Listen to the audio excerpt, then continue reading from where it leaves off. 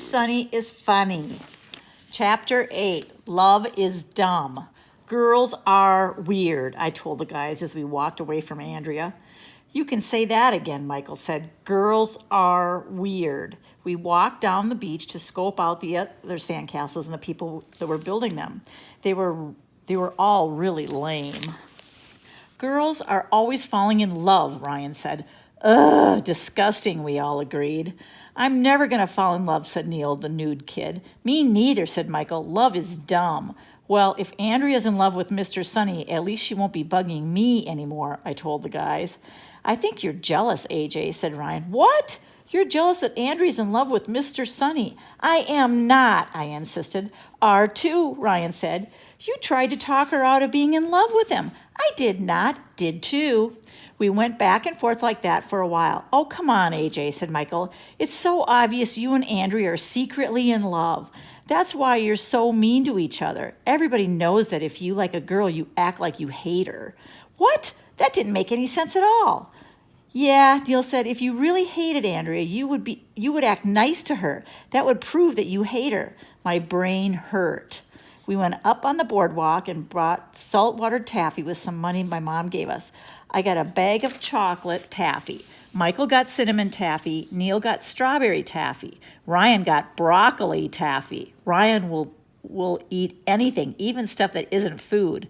One time he ate a part of a seat cushion on the school bus. I thought about what the guy said. Being mean to Andrea showed that I liked her, and being nice would show her I hated her. So if I wanted the guys to stop teasing me about being in love with Andrea, I would have to really be nice to her. We went back down to the beach to see how Mr. Sunny was doing on his castle. He was talking to the sand with his eyes closed. I called Andrea over. I bought you a present, I said, handing her my bag of saltwater taffy. Sweets to the sweet. Oh, thank you, Arlo, Andrea said. I didn't know you knew Shakespeare. Huh? Sweets to the sweet, she said. Shakespeare wrote that. He did? Ooh, Ryan said. AJ's talking that Shakespeare talked to Andrea and giving her candy. They must be in love. When are you gonna get married? Asked Michael. If those guys weren't my best friends, I would hate them. Chapter 9, Much Ado About Nothing. Me and the guys went back up to the boardwalk. We walked past a Chinese fast food restaurant there. Just seeing it made me hungry, but I couldn't get food because I spent the money my mom gave me on saltwater taffy, and I gave most of the taffy to Andrea. Bummer in the summer. What do you want to do? I asked the guys. I don't know, said Ryan. What do you want to do? I don't know, said Michael. What do you want to do? I asked you first, I said. We went back and forth like that for a while. Finally, Neil, the nude kid, suggested we go boogie boarding, which made no sense to me at all. Who wants to put boogers on a board? But then he said he meant boogie boarding, which is completely different and much more fun. The only problem with that was we didn't have a boogie board. We could dig a hole, suggested Ryan.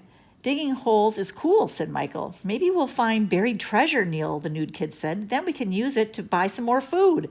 We went down to the beach to dig a hole. My friend Billy, who lives around the corner, told me that if you dig a hole deep enough, it will go all the way to China.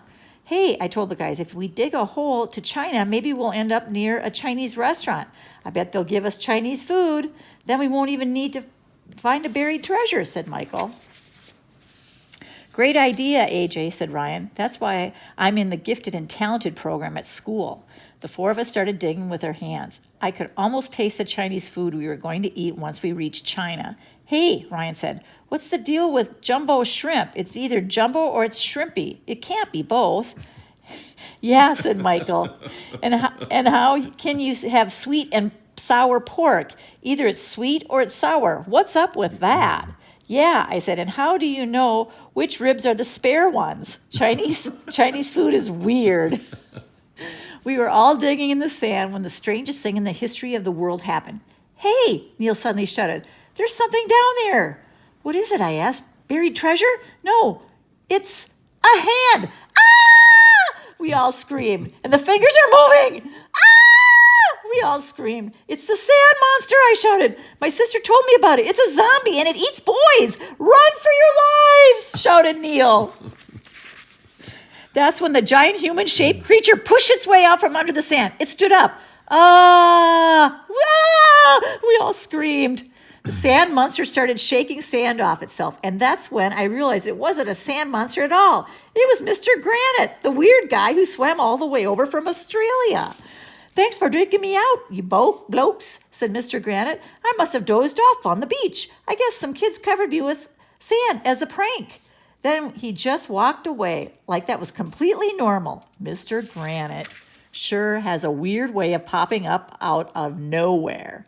Down the beach, we saw that Mr. Sunny had put up a big fence around his sandcastle. I guess he was afraid that somebody might damage it before the judging.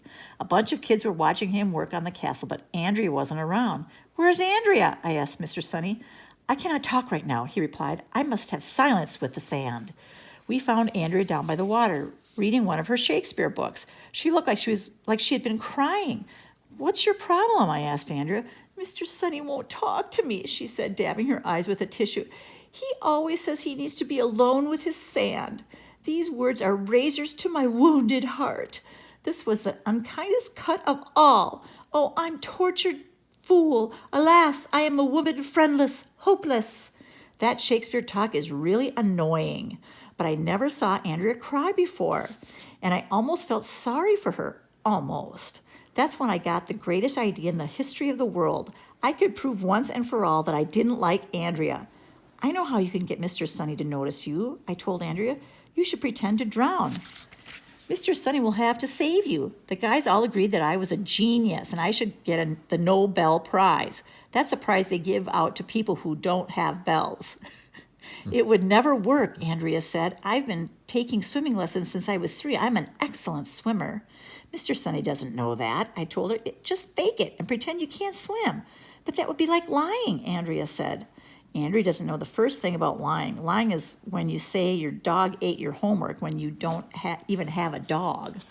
Pretending to drown isn't lying, I told her. You can't tell a lie if you don't talk. And if you're drowning, you don't talk, except to yell, help! Actually, drowning people say, glub, glub, said Michael. I saw that in a movie once. First they yell, help, Ryan said, and then they say, glub, glub, as they're drowning. I don't care what drowning people say, Andrea yelled. I won't do it. Jeez, what a grouch.